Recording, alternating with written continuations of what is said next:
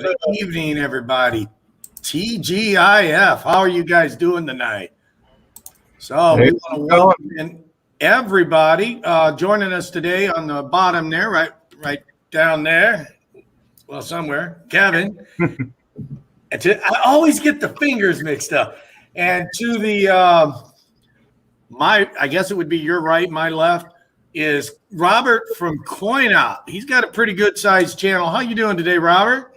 I'm doing absolutely wonderful. How's everybody out in YouTube land? I actually recognize a couple of names in your chat. Well, yeah, let's welcome them all in. We got Forest Ships, Perplexed Minds, Cornosaurus, JJ, and then you got misspelled. Fred Freer. Yeah, Linda Wallace.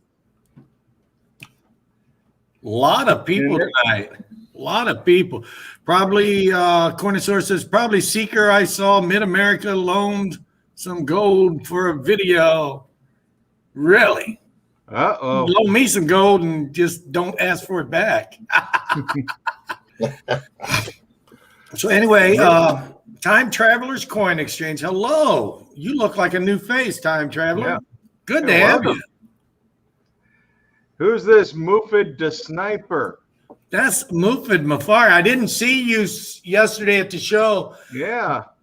Guys, I went to the show yesterday. I met Robert again. I've met him before. And we're going to talk a little bit about that show. I am going to go back myself tomorrow. I'm going to close the shop down, and Angel's going with me. So if any of you guys want to meet the lovely Miss Angel, she'll be there, just like she's in the chat. So let's see. I guess if I miss you, hi, Kevin. Let's start off, I guess, with you instead, because Robert's going to get into a little bit more detail about the show. What do you think about the show, Kevin? Show is not that bad. I mean, if you haven't been to an ANA show, this was actually quite a good buying opportunity. There were about 200 dealers there. You had everything from ancients to foreign, or I'm sorry, world coins. That's what it wants to be called now.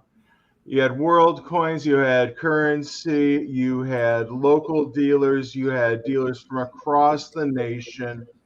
PCGS, NGC, Annex were all there taking submissions. I mean, this was a one-stop shop for a numismatist. Okay, we got somebody else in the bottom that's decided to join us. I'm going to go ahead and pull them up real quick. Kevin, if you don't mind. Oh, me.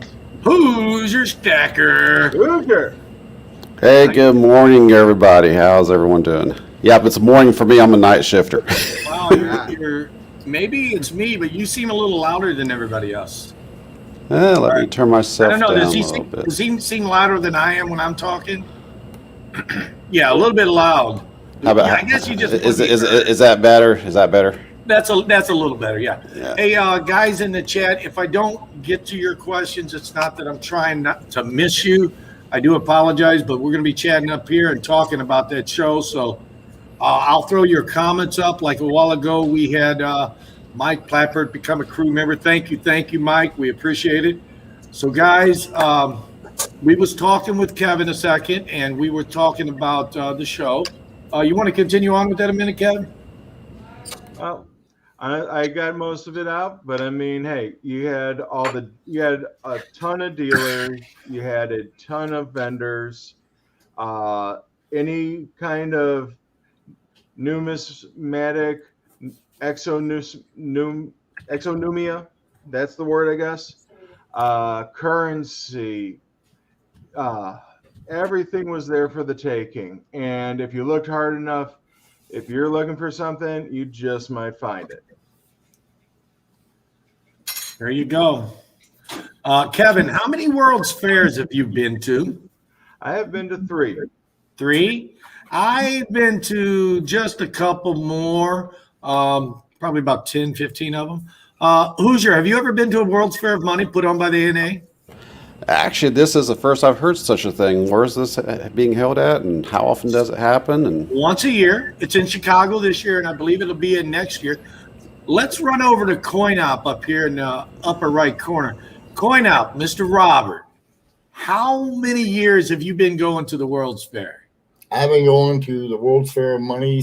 I started going, I believe my first one was 1984. And I believe, I could be mistaken, but I believe next year it's at Pittsburgh is when they will, but somebody may want to look that up. Actually, I thought it was going to be at Chicago again next year. It's in Chicago next year, and then 23, it's going to be in Pittsburgh. Okay, maybe that's They right. usually sign 2 or 3 year contracts, but it's always at least 2. Right. Yeah. Well, as far as that show, I agree with Kevin. There was tons of opportunity for purchasing there. Got to see some wonderful things.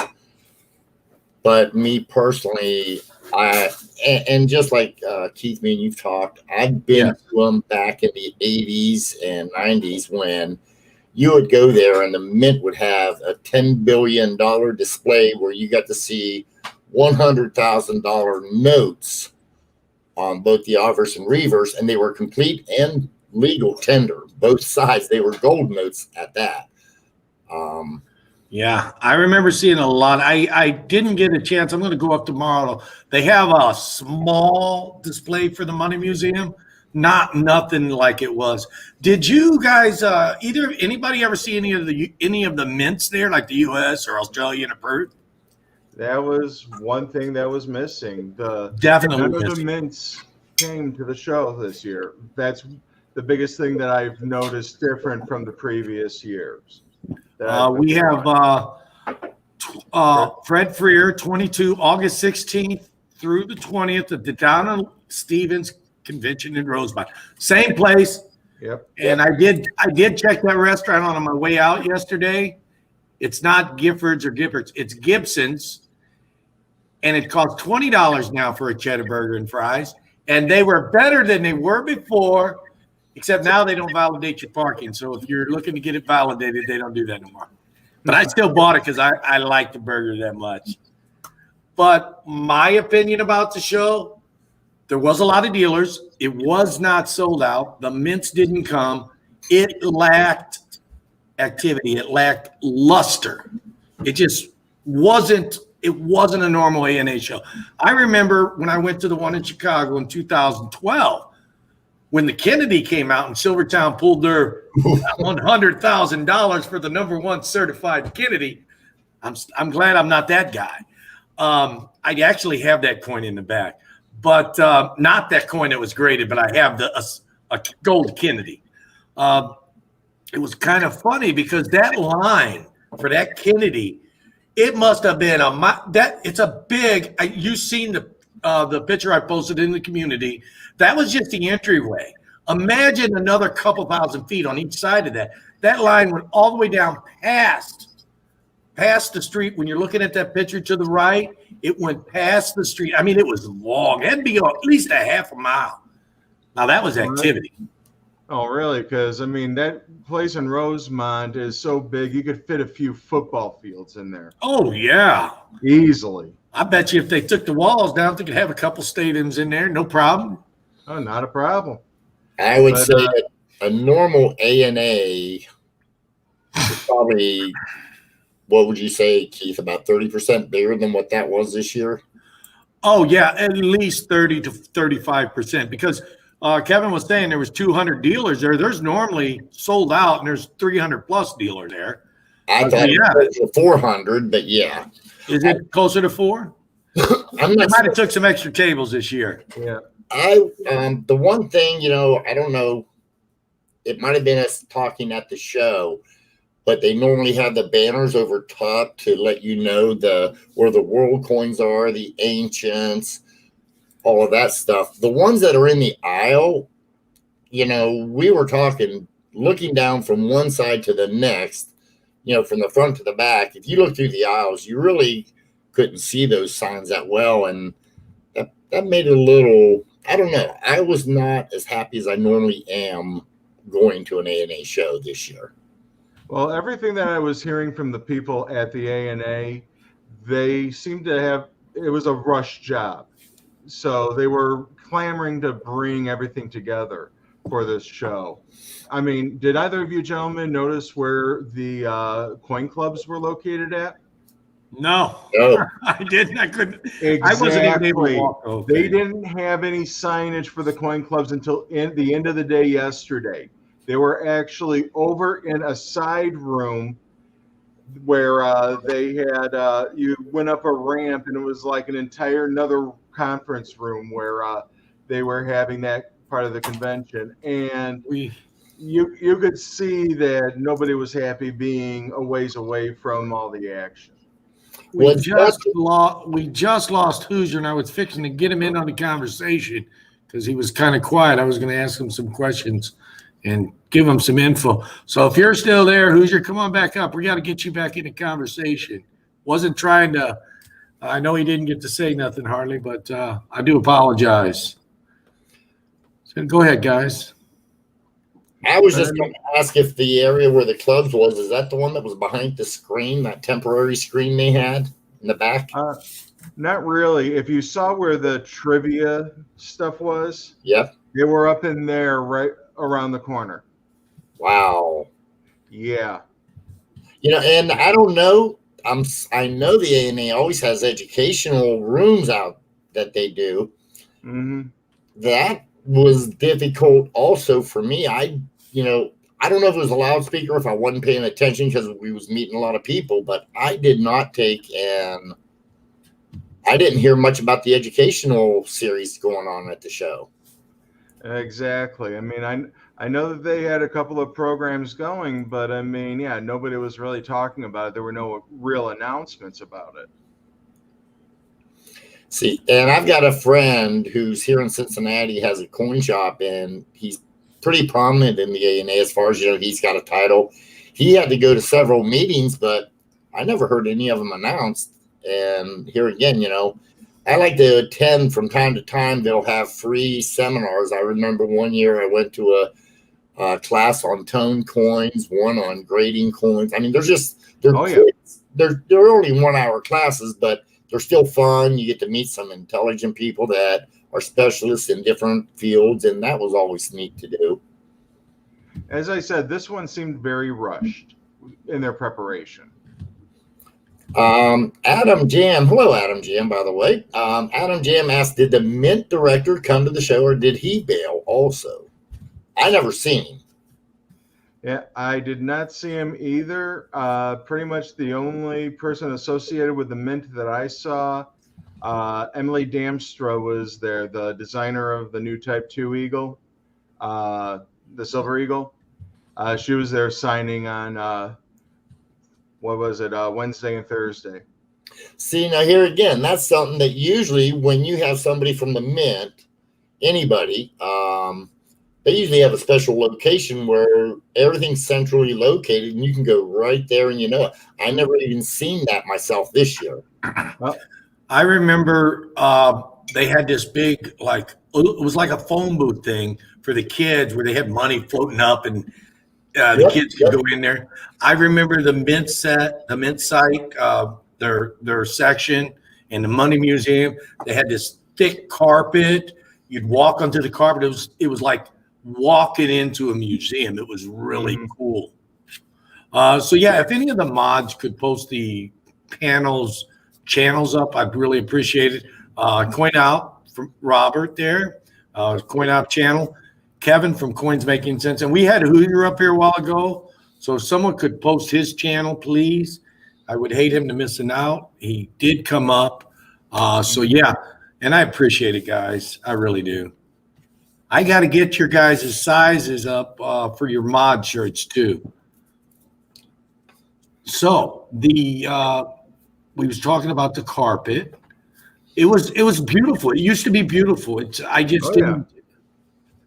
Yeah, the museum exhibits in the previous years, those were a thing of beauty. I mean, they would have like experimental planchets for pennies. I know that I went to the 2019 ANA and they had some experimental white metal one that they just found from 1983, and they had that on display.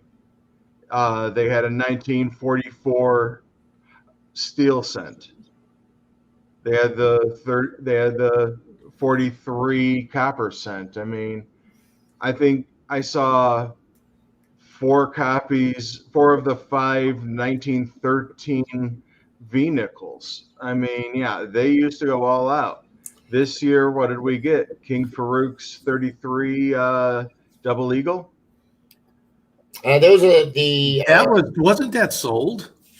Didn't someone buy that? That was sold about 2 months ago. They sold it for 18.9 million. Yeah, it was like 19 million. Yeah, someone was commenting on that. Yeah, and I tried to get him pulled out of the case for me. They wouldn't do it. Yeah. I said, you guys ought to let me hold that so I can get a picture. I guess they didn't. Not everybody in the world knows me. I'm not that popular of a guy. But I bet you I've been somebody like Tom Cruise or something. They'd be sure enough pulling it. Yeah, here you go, Cruise. They pulled that out. I was wanting to get a picture of it in my hand, and they wouldn't do it. Probably insurance purposes. But they should have some guards around there. I was say I was paying attention to the 1804 Pogue dollar. That's what I was looking at. Oh wow! I thought of a way that. Oh, here we go. Hoosier Stacker's back. Let's get him up here. Hoosier, how are you doing? Let's try this again. I had to restart my modem just now. I thought you left us because we was ignoring you. No. I was sitting here listening and watching you guys, and then everything just started going blank and gone, and then I lost my connection to the internet, so I had to restart everything, or my modem down here. Anyway, hello, Stackers. Good morning. Take two. Take two. We were talking about World's Fair Money, and you said you had never been before and you wanted to know about it? Yep. And I did hear most of that conversation going up before I lost my connection. So I do have two questions. As a stacker, one, would it be good for me to go to... I'm a stacker. I thought it was just a name. Nope, I'm actually a stacker. I would say I'm probably about 90% stacker. Okay, go ahead. So question one is, if I go to a World's Trade Fair and participate, would there be good deals for me as a stacker? That's the first question. Yes and no. And then second question, well, I guess it's not really a question, but I would take the assumption that you're going to see a lot of people in the community at this show as well. Now, from my understanding, correct me if I'm wrong, Robert, they told us we couldn't film. They had a sign that said you wasn't allowed to video, but video. I'm going to get around that tomorrow. Mrs. Going Crew gave me an idea. So you're going to see some footage from that show because she's going with me and she's going to light a fire under my ass and we're going to show you the stuff. We figured a way around that video. Okay, well, you know what? It seemed like also that they were talking about any unauthorized video. Yeah, the key word, video. Well, another key word is unauthorized. So I'm wondering if you talk to the ANA and get some permissions, maybe they will allow you to. I would love to get some footage. I'm going to try to talk to them. If nothing else, I'm going to try to get an interview with somebody or something. Miss Coiker wasn't happy when I told him. What you do is you take them outside of the outside and have the interview and talk to them outside. So that's how you handle that. You see that, Hoosier? Time travelers come up with a good idea. Streaming is not video. Ooh, okay. But, however, talking about streaming, not. Good evening. Good evening. Always wanting more silver. However, talking about streaming. Somebody, and we're not going to mention the channel name, got us in trouble when we was all down in Cincinnati at Sharonville. They was unauthorized streaming. So they didn't allow nobody to take any footage of that. Talking about footage of shows, guys, and I don't mean to bring it up so early. August 10th through 13th, I think, next year. Yep. Grove Meet and Greet Coin Show allows it and encourages the YouTubers to video the show. The Grove has it in Oklahoma, right? That'll be the second annual Grove, Oklahoma. It's the third annual show, but the second time that the YouTubers are going to be known to be there. I'll be right back. I want to grab something I got from the ANA to show. Oh, we got to see this. All right. Okay, I'll be right back. All right, Robert. See, yeah, that would be my interest in going to these expeditions, is meeting up with community members, because I'm all about that. and also to find, obviously, as a stacker, find the best deals when it comes to stacking. Now, will you see that type of deals at a expedition like this? It depends on what kind of stacking, what kind of volume of money you want to spend. I did happen to see Mercury dimes for 20 times face, but you had to buy $200 face. That's not very much. Well, that's a $4,000 bill. Yeah. It wasn't 20 times. No, it's not a lot of money, but to an average collector to buy 200 face at one time like that, yeah, it's a lot. I mean, $4,000 isn't, it's not a splash in the pan. I mean, I do stack more than that every month, but look at where I'm at. I couldn't, if I was a regular Joe, I couldn't afford to do that every month. So, I mean, most people can't afford to spend that much money. But then if you saved up all year, you could do it. That's what I'm thinking, if it's a yearly thing. Yeah, but see, that's the thing. Over the year, what are you going to miss out on trying to save for this World's Fair? There are some good round prices where you can get some generic rounds, some of the newer bullion sometimes. Just depends on who you check out with. If you concentrate on more of the collectible bullion, I did see a couple of dealers for that out there too, and they did have some nice prices. I saw some Fender guitars out there, and some of the guitar picks, some of the Alice in Wonderland coins I was seeing at a couple of booths. So I mean, there were different interests in the bullion being represented at the show. I'd be interested in maybe picking up a few Franks. But yeah, Frank sells hot sauce. I just had to throw that out there, man. But seriously, it's a good show and tell, if nothing else, just the adventure of going. The coin collectibles, if you're not a dealer and they don't know you're a dealer, I asked a couple people a quote, and it seemed a little high, but then I went back with, was it you I took back to a couple of these tables? And then I went back and asked for about the same coin, and then they gave me a cheaper price. But then dealers try to give other dealers as big of a break, because one thing that, and I'm not trying to alienate anybody out here or anything, but one thing dealers understand is a dealer has an endless pocket if he's given a good enough price to where he'll keep coming back again, and again, because he's reselling the stuff. Unlike somebody who works a job and makes $100,000, $200,000, $300,000, or even $50,000 a year, they only have so much money, and then they're done because they're not reselling it. So a lot of times, some of these big dealers, they will give a break, but others will not. So it just depends on what you're looking for and who you're working with. So anyway, in saying that, you got any other questions about that? No, that's really about it, because I'm curious. I heard everyone talking about it, but I've never been there or experienced it in the past. Well, I think the Grove YouTube show is a little bit more active than that show was yesterday. What do you think, Kevin? Definitely more active, but I did see my fair share of YouTubers there at this show. Yes, there was a lot of them there. I was there. You were there. Yeah. Robert was there. And the Coin Geek was there. Yep, Ben the Coin Geek. King of Coins was there. I got a picture with him. Oh, yeah. That was fun. I can't even remember who else was there. I think today I was talking with David Lestat from Coin Television. Okay. He was there. He had a table. I was also speaking with Mike Nodelman from the Coin Show podcast. He claimed that his cohort, Matt Dinger, was there as well, but I did not see him. But who else did we meet up at the table? I know, who was that? Was that Scott Kahala? Yeah, Scott Kahala was there. As a matter of fact, I made a deal with him. We had set up ahead of time, so I got a couple gold coins off of him. But also, I can't believe I forgot my own brother. Mid-American Coins was there. I was saying everybody, and I forget my own brother. Oh, wow. He's still there. Oh, I am terrible. I am looking for something here real quick. But yeah, guys, Robert, How did you feel about the show, dude? I mean, there was a lot of positive stuff there. For somebody, the first time they ever go to a show, they would probably be overwhelmed. I mean, in a good way.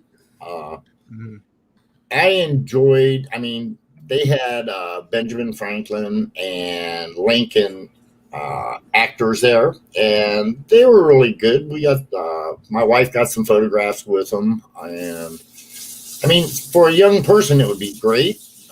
They had stuff that you could look at as far as if you wanted to see some high price tag coins that maybe you'll never be able to afford, but you'd never see them unless you go to an international show of money like the Pogue Dollar. You guys were talking about the Farouk Double Eagle.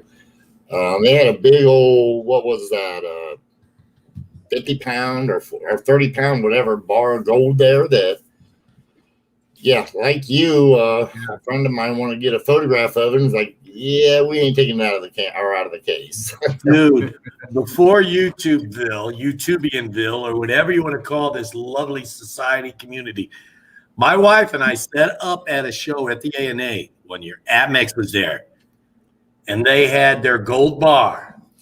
The one you could pick up to guess the weight? That's all I got to do. But they were closing up, and I walked up and introduced Angel, my wife. And I said, "Oh, man, you already put it away. Where's that gold bar? I was wanting to show my wife." "Oh, we already put it up." I said, "Well, so much for you holding it, Angel." And then he goes, "No." He pulls it out of the safe they put it in, and he put it right in her hands. Wasn't even in a box or nothing.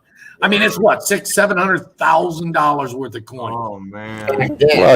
Well, you know why? It's because she's more special than you. Yeah, right. That's right. Ladies first, man. I'd like to say hello real quick to DeFuzz, Plumber Stacker. Those are people I recognize. Those are good people. Oh yeah. What's up, guys? Trying to type something in the chat, and I keep talking, and I'm never getting it typed. One of the things that I missed, and you'll recognize this at the show, is when the mint would set up, you could get vignettes. Okay, they're usually limited edition copies, and like this one here is just a 425 of 800, beautiful piece. But one thing that you could also do while you was there, and I mean, here's another one that they give. And I'm just showing you a couple that you could get these at just to buy them off the shelf. But you could also enter, and again, Keith, I think you remember this, where if you picked a ticket, you had the opportunity to buy an original that Mike Beck himself would take and print on the machine. Now, here is his card. I asked him to sign it for me. And then what they would do is they would give you one of the prints that he had taken. He would sit there and do it live. And this one's number 18 of 100. Dude. Wow. Well, Very nice. Now, I'm sitting here going like this, just kind of looking at it, and then I accidentally put it back down. that's okay. When you buy these, they're not allowed to sign these. Like Mike Beck, they cannot sign them. So I took in one time, our club had taken, and if you notice, I'll have to show you this one again. Now, this is an originally, say, number 18. Okay. Now, I'm going to show you one that's very special. Notice the difference in the color of the ink. And if you look at the back, whoops, right here, you can see this here would come from the normal store from the mint. Now just stay with me a second. And some people who know about these are going to probably thoroughly enjoy this. But I got this for doing a favor for them at the mint. Notice the signatures here? Those are all authentic signatures from, well, Mike, then the at the time, it's Christina Madden. She was the print, or not the print, but the person in charge at the Bureau of Engraving. and then a Brian O'Brown, which I believe he was a director or something, but they were all at the show.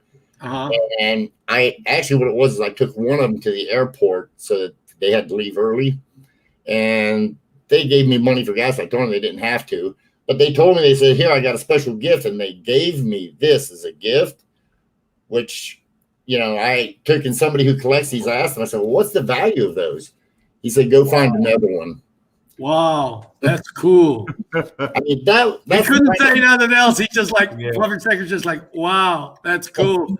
I mean, yeah, it is cool. What else can you say about it except for wow, that's cool? It's unique. It is unique. How can you put a price on a one of one? Exactly. I mean, but that's the fun that you can have at a show. Yeah, the older shows, the A&A shows, it was like walking down, I guess you would call it Mint Row. All the mints were on both sides of the row, and they were about half. Yeah. I mean, it was just, I miss that kind of stuff. You could buy a book in order to go to the different mints, and they would put a coin in there, and they would put a stamp on there, like it would basically be the passport. A passport. Yeah. That's it. A passport stamp. And they would stamp each one of your coins. Now, I've got a few of those books laying around here somewhere. But I used to take it. The first time I did it, I bought them for my children. And I went with them to it. And then after that, years would go by. My kids never went with me. They got older. I'd go and I'd buy them for my grandchildren, go through them and do them myself. Wow. I didn't do it that much. Now, the one year, and I want to show this last little piece that's really fun. And here again, if you go to like the International Show of Money, you can take, and this is something that you can, hopefully they'll bring it back. But this here is Christopher Madden. Okay, now this is his business card. Now I got one of his signed, but he took and he designed the back of the $10 bill, and that's his signature. He's the engraver. Oh, wow. Sweet. Nice. Yes. Just so that I could take and prove that that's his signature, he took and signed one of his business cards for me. So I got a couple of these $10 bills that I got from him that have his signature on them. I had, very cool. What year did I had a business card with a Lincoln, I think it was, I want to say 18 or 19. I had the U.S. Mint Director signature on a business card. It was a year. Yeah, it was the year where they had the Canadian and American silver coins come out. Was that 19? That was 19. Yeah, I think it was 19. I got 3 of his business cards signed with a proof penny in it. Awesome. I should have kept them. Somebody gave me $20 a piece for them, so I sold them. I should have kept one. Hey, that's a good question, Keith. I just saw from Cornsource Rex.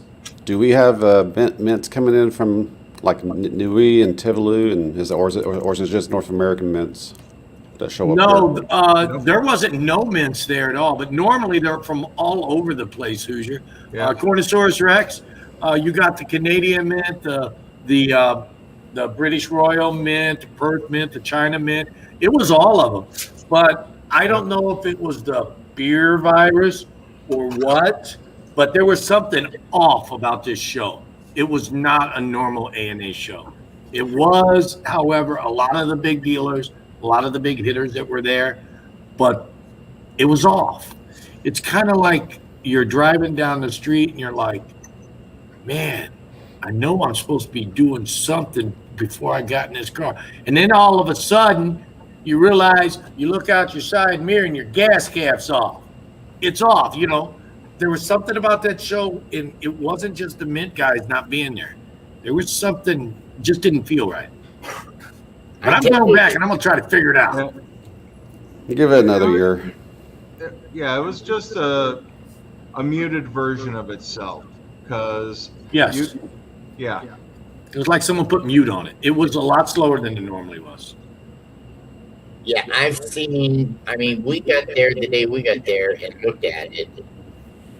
To enter and all that, I agree. It was probably the initial people that come in was way down from what I'm used to. Charlene said the A&A show was crazy when the reverse proof Buffalo out. That was awesome. I remember that. Do you guys remember that? They only put it on sale for 30 days, but it was unlimited minis. But it was a 30-day sale only. And the regular proofs ended up being worth more. Everybody waited for that one. I have one in my personal collection, though. Very nice. So for you guys that go to these shows, just another quick question I thought of here. How much of a history buff do you need to be to really understand and appreciate what you're selling? And the reason why I asked this, Keith, is because of that conversation that we had with Yankee Wednesday evening, where he's looking for more ideas for his show, and I mentioned history, getting more history involved. How much of a history buff or geek, if you want to call it that, do you have to be to really understand and appreciate what you're selling to your customers? Well, you have to know what you're selling to your customers for one thing. I mean, I wouldn't say you have to be a history geek or buff, but you have to love what you do. I mean, if you don't love it, it's like being on YouTube here. If you don't love what you're doing, if you're being fake about yourself, people are going to see through you. It's the same way when like you said, Yankee was looking for possible new content or whatever. I didn't catch all the conversation because I was kind of dazed in and out Wednesday night.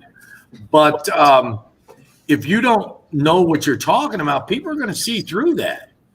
I mean, there are some people here that are stackers, and they know a lot about stacking.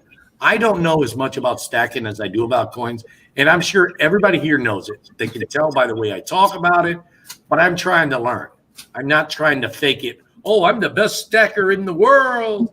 No, I'm by far not. All I do is I just stack, and I don't care if it's generic silver. I don't care if it's premium silver, premium gold, generic gold. I am looking, in my opinion, a stacker is a guy that can stack whatever he can afford to stack. He stacks volumes of it. If he can only spend $20 a week, that's his volume. He's a stacker. If he can spend $1,000 a week, that's his volume. He's a stacker. It doesn't matter to me when you're a stacker what you stack as long as you continually stack. But a lot of the stackers, from what I understand, they're like, let's get it on the low. Well, I've got a video coming out Monday morning that's talking about just that, and you guys are going to definitely want to see it. I told you guys about the video that I was working on this week. I finally got it done today. It's in editing, and it's going to come out first thing Monday morning. You guys are going to – I had talked to you a little bit about it, I think, Robert or Kevin. But it's basically going to talk about buying silver on the cheap, and that's the only info I'm going to give you about it. Check it out Monday morning. I tell a lot of the people that I deal with, one of the first and number one rules for coin collecting is if you're not having fun, you're not doing it right. That is 100%. Right. Amen. Because when you're having fun, it motivates you to learn more about it. Now, how much history do you have to know? When I first started collecting coins, I had virtually no knowledge of the history of it. But since I've gotten into it now, it's been a while. So, I'm an older gentleman here. I've learned a lot about it.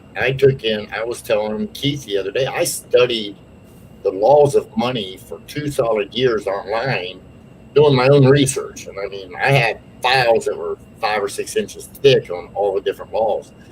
But in doing so, I got to go back in time and read some of the stuff that Congress had written about the laws of money and the people that were doing it. And I'm looking at that information and I'm seeing these people's signatures. And it's like, wow, they made a coin of this person now back in fill in the blank, as far as a year. It's just having a lot of fun and enjoying it. And I think the history just sort of kind of falls in your lap. Time Traveler Coin Exchange. I keep trying, but having a hard time getting excited about presidential dollars. Every else coin related is awesome. Yeah, the mint has been lacking lately. However, now they went in the exact opposite direction where they went. They were like putting out this cool shit. And I said shit, and I can say that because I'll be the one to get in trouble for it. But they're putting out this cool product, but they're making it so limited and so hard to get. They're actually turning people off even more than having boring presidential dollars. That's my opinion about it. Yeah, What do because you I guys don't know. think? Did you guys even try for the San Francisco Eagle that they Don't even go tried there. to put out? Don't even go there. I had my alarm set, and I was ready. Just yeah, one but you problem. were in the wrong time zone. That's right. I changed time zones, so my phone changed, and my alarm went off an hour late. I was going to be there. I was going to call the shop and everything. Say, jump on these computers and get me 3 to 6 up. But yeah, I my alarm didn't go tried off from the time. show floor. I was sitting there. I was on my phone trying to enter in, and I kept getting bad gateway errors or page not found errors, and I couldn't believe it. 10 minutes to sell out. 300,000 coins. I mean, come on, people. 10 minutes? I still have to wonder if that isn't a PR stunt just to It is. draw up interest to make it more interesting for Part them. of this is a PR stunt, and I'll tell you how I figured this out. One of my local customers that comes in the shop here, they came in and they said, "Oh man, they sold out," but then he ended up going home, right? And it took him like 20 minutes to get home, so he gets back on the computer at 12:37 for the Morgan and Peace dollars. Guess what? They were available again. I think what they're doing is, like you said, a PR stunt, and I think they're rationing them out so many an hour, so many a minute, or whatever. They're doing something. That's what it sounds like. It sort of reminds me of going to a dealer somewhere buying something. It's like, oh, I don't have any. This is my last one, so you buy it. They got like 5 in the back in storage out back. Oh, I'm good for that. I'll go, this is, you gotta listen to my words. Here's how I do it. I go, this is the last one I have in the case. In the case. Yep. I do that to a lot of people. And then they'll see me. I'll do it on purpose just to mess with some of them if they're friends. I say, oh, let me go get another one now. And sometimes I have it and sometimes I don't. But I'll say this is the last, my favorite line is, this is the last one I have in the case. Because I don't even know half. I've got so much stuff in the back, I don't know. But yeah, the show was definitely, I don't know, guys. It was definitely something. I think you were right when you said lacking. That's missing. There was something missing. I couldn't pinpoint. When I go tomorrow, I'm going to have Mrs. Coincrew, aka Angel, with me, and she's going to check it out, and she's going to see what's going on, and she's going to be able to tell. She's got a key observant eye, unlike me. I just kind of become oblivious to some stuff. I'm just a guy. She can notice stuff. Yeah, I think the mints from around the world, they took up a big piece of the convention in the past, along with the mint itself and the Money Museum. They took up a large enough chunk that, I mean, you couldn't miss them at the show. And I actually went there specifically to buy a few of those books to take, because Florida had never been there, my wife, and I wanted her to experience, the travel around the world in, maybe 30, 45 minutes. I mean, it's just absolutely wonderful, because if you talk to the other people at the Mint, they usually have a pretty substantial position at the Mint, and they'll give you information about the different mints, and you can learn about that. You were talking about, like, China was there and things like that. I don't remember which Asian country it was, but when I had got one of the books filled out, Vienna was there one year. Well, they signed their name on it. And I said, what's that for? He said, if that coin has any problems, my name is on it. I'm responsible for the quality of that coin in that book. And I thought that was interesting. That's how seriously they took it. Yeah, some of the guys at some of the mints are all about building relations.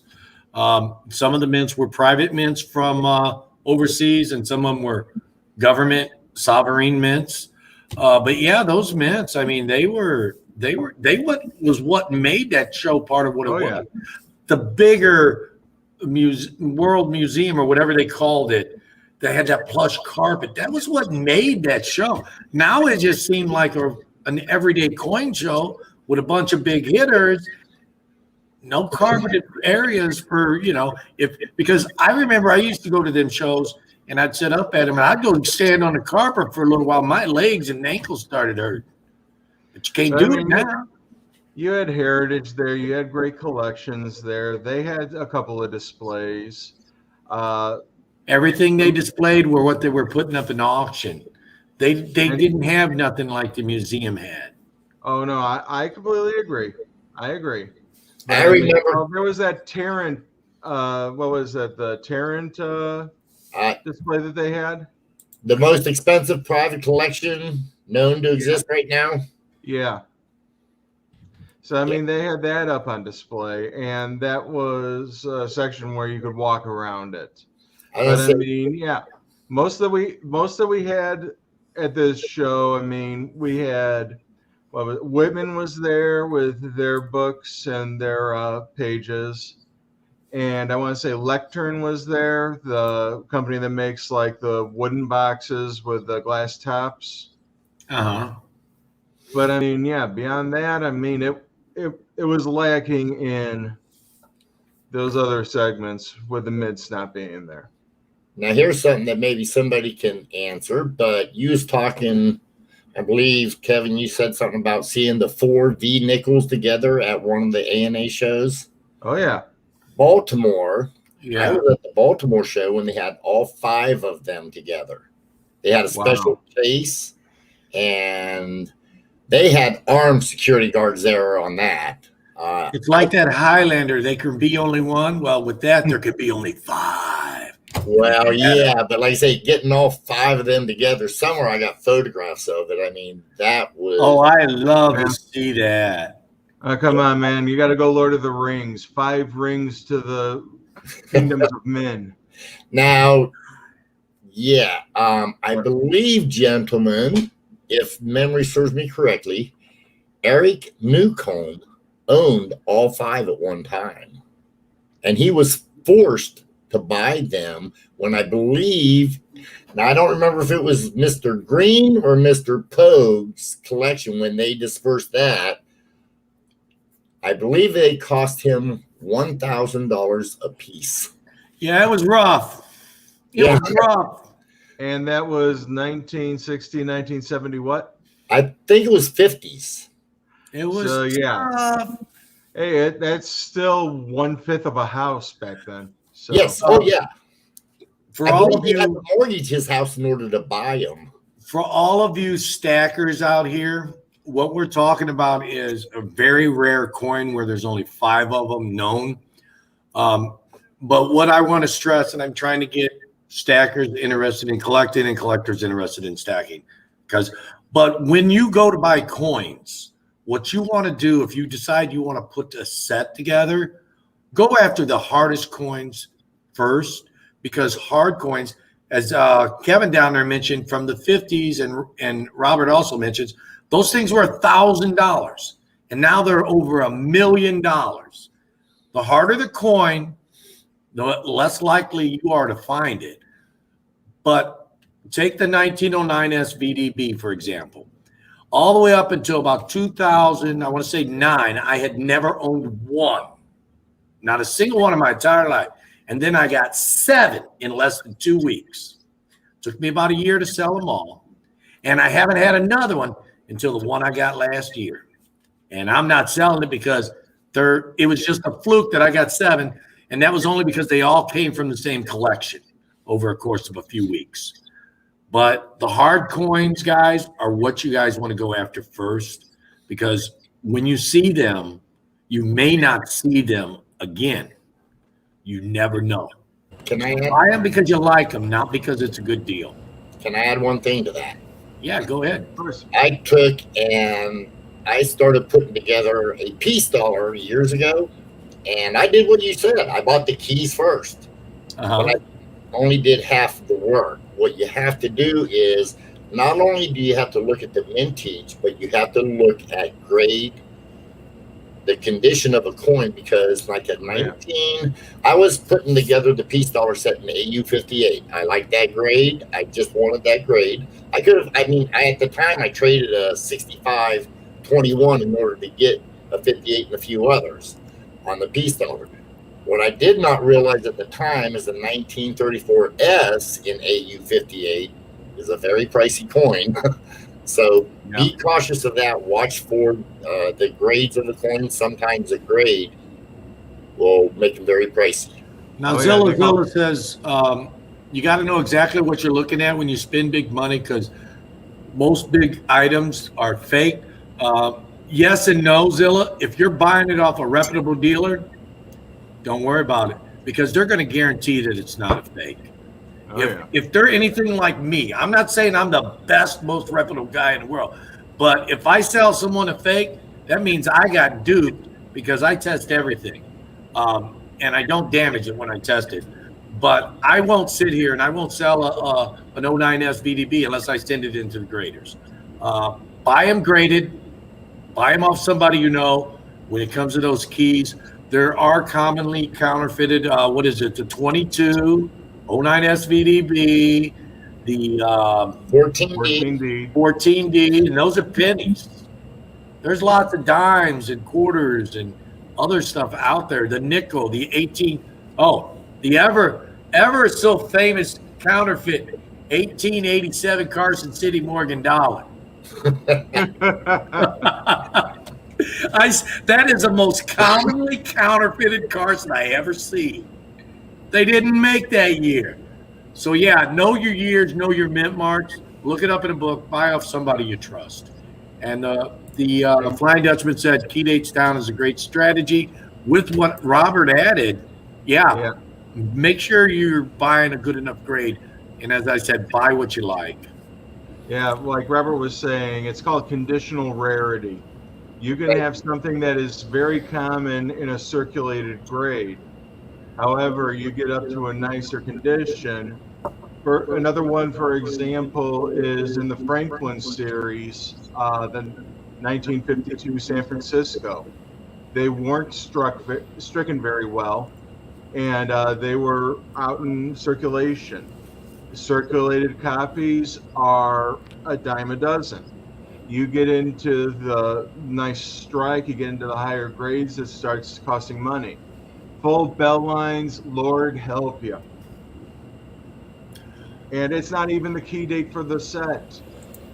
Brian said he wishes he would have done that a year ago. He's got sets missing all the key dates. And Time Traveler always buy graded coins, key dates on eBay. Time Traveler, I don't know if that's such a good idea, even if it's a graded key date. You have to know who you're buying it off on eBay, because there are still counterfeit slabs out there. There's no guarantee that it's real or not. That's why it's more important to know who you're buying it off of than it actually being graded. So here's a thought for someone new into stacking or collecting. I'm thinking 2-3 generations from us. So in your adolescents and your young adults getting into this now, are they going to see? I'm going to have you guys break out your crystal balls here. Do you foresee them having the same conversation 50 years from now, where they're trying to hook up key dates to? They're trying to hook up key dates of the current stuff that we are minting out right now. Do you see that? In other words, we see a lot of oohs and ahs about the stuff from the past today. Is that still going to be in the future? Are the generations growing up now are they going to have the same conversation, say 50 years from now? Yes. I'll be dead by then, of course, but I'm just wondering. I think they will. But you have to know what to say from today. You have to be talking with a dealer or something, because not everything they're printing today is savable. Actually, most everything is not savable. I would say going back about 45 years, we're still having the same conversation now that we did back then. I mean, what's the biggest conversation that you hear there, Coin Crew? Are they going to take and when are they going to stop making the penny?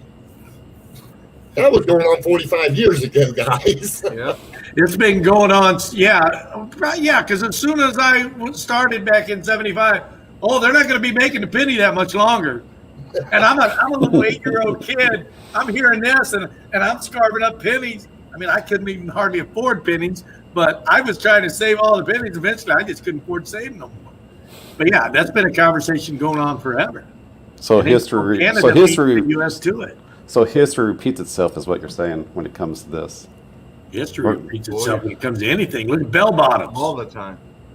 I think it's going to, personally. Now, it's going to be, for me, my thought is one of the things in the future is they're probably going to be discussing how rare is the 2019-2020 W quarters. That might be a new topic that they ask about, as opposed to, it all depends on what they're interested in. As as Kevin said, Keith, you said too, collect what you enjoy. Yes, collect what you enjoy. Right, and that's where the discussion, the topic will be, I think. And you know what? There was a topic 140 years ago, back in the 1870s. Let's hear They were it. making all of these different sizes of change and brand new changes. They had the 3-cent piece, the 2-cent piece.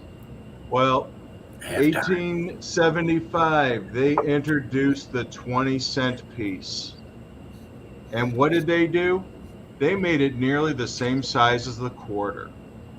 The only difference was that there was no reeded edge. It was a smooth edge. Oh, this is scandalous. It's too close in size to the quarter. I mean, That sounds familiar. And then they go and do the same thing a little over 100 years later with the Susan B. Anthony. Exactly. That's exactly where I was going just now. So what happened to the 20-cent piece? It was in circulation for 2 years, and they had 2 more years of a run, proof only. So, I mean, just like Susan B., it got 4 years. And then it You get twice as good. That's funny. That is funny. Yeah, it's really amazing. I was going to say something, and I was listening to y'all, and then I lost my train of thought. Squirrel. Well, you know what? We can hop back on the train. That's Angel. We can meet at the next station. No, I can't. I just, for the life of me, I can't remember what I was going to talk about. Oh, I remember. We was talking about what we're going to talk about in 50 years, even though we probably won't be here. But hey, who knows? I could be 104 years old. You never know. Hey, come on. But 94. I think a lot of people are missing one of the things that they're really going to talk about that people don't talk about today. From 2012 to 2021, they produced an S-minted uncirculated quarter. I can bet you that 50% of the people in chat do not know that there is an uncirculated S-minted quarter from 2012 to 2021. If you don't know, type a 1. If you just now found out, type a 1 in the chat. Let's see how many people don't know. I talk to people every day. Oh, they don't make that. It only comes in proof. Nope. And it has a lower mintage. Oh, even Hoosier don't know it. That's right. I didn't Hoosier, know. Deep Stacker, Eddie. It has such an extremely low mintage compared to the W quarter. The most printed S is less than 1 million, is it? Am I not mistaken? It's Less just than over 1 million. Just over 1 million. Just over 1 million. But some of them are down at like 200,000. Well, you know why? Yeah, you know what's the most rare one? America Samoa, just last year. The thing about it is, I've got tons of them. They're not for sale yet. I'll wait till they get hot. I've got over 5,000 of them I've saved over the years. Well, if you think about it, everyone makes everything so cookie cutter these days. You just don't have any rarity in today's currency. It seems like, but then you throw something out there like that. You got Hoosier Stacker, Deep Stacker, Eddie W, Steel Ringer, Cornosaurus, Hector's Interest, Douglas Schomburg, Brittany Lagunas, Perplex Mike, Carry Tran, Zilla, High Pockets, Silver Revelist, Sagno Rain. All of these people have never heard of it, and you're welcome for me introducing you to it. Now go try to find them.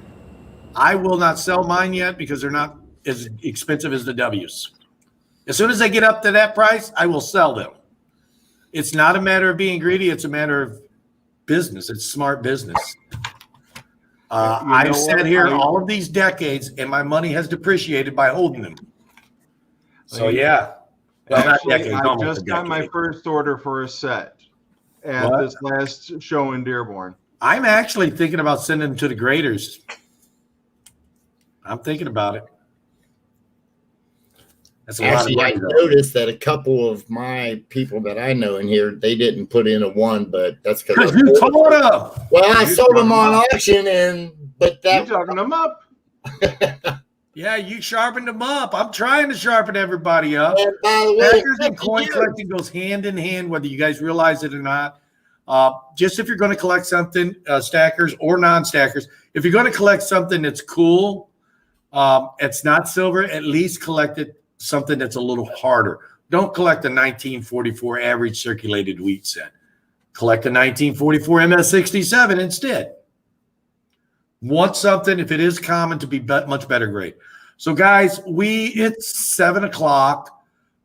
It's an hour, and I do want to go to that show tomorrow. I still got to, sign out of here. So let's go down below me. And that didn't sound. Let's go to the person okay. under me. I see where we're down going there. Who's your stacker? And we'll go around the Kevin and everybody say bye and any closing statements. Yeah, Thank everybody for coming. I do enjoy watching your show here, Keith. It's always good information. Thank you. And it's always good. And for me, and I say it every single Thursday on my show is, it's about the future. It's about, inspiring and getting the next generations engaged because, as I have said before, they're going to need this insurance, if you want to call it that. It is insurance. They're going to need this insurance in the future more than we do now. So we got to get our future generations inspired and engaged in precious metals. It's a tough cookie to crack. So that's what I have to say about it. And good show as always. And thank you very much for having me up here. Well, thank you. Hoosier, don't go away because when we get over, if you want to stay for a minute and talk after the show, feel free. Go ahead, Kevin. All right. Well, honestly, had a great time tonight. Had a great time at the coin show over in Chicago. Hopefully my friends on the east side of Ohio will come see me at Cleveland Coin Expo tomorrow. I'll be there all for the entire show. So see y'all later. You have anything you want to add, Rob? I just wanted to say that in 50 years from now, they're going to be talking about Coin Crew, Hoosier Stacker, Coins Making Sense, and Coin Out, having a discussion on YouTube. Yeah, you never know. Okay, guys, these are all great channels. If you haven't subscribed to Hoosier Stacker, I did it right. Coins Making Sense and Coin Out, go hit them a sub. If you like their videos, we'd really appreciate it if you stay sub to them. And if you get tired of their content, just put a line through the bell. Don't unsub them. There's no reason for that. But guys, I'm sure all these channels will be great to you. Obviously, we're halfway good, or you wouldn't be here right now. Thank you very much for staying. And for those of you going to the coin show tomorrow, I will be there. And as Angel says, if you want to be there. Don't be square. And so just to finish off, benefit auction is going to be the first hour Sunday. I got it pinned at the top of the chat for AG Price. Plus, we're going to be donating a portion of the super chats throughout the entire day. And all the buy nows is going to get $1 donated as well. So it's going to be big for AG Price. We are starting an hour early. Guys, thanks for coming. And don't forget these other great channels. So we'll see y'all later. Bye-bye. See ya.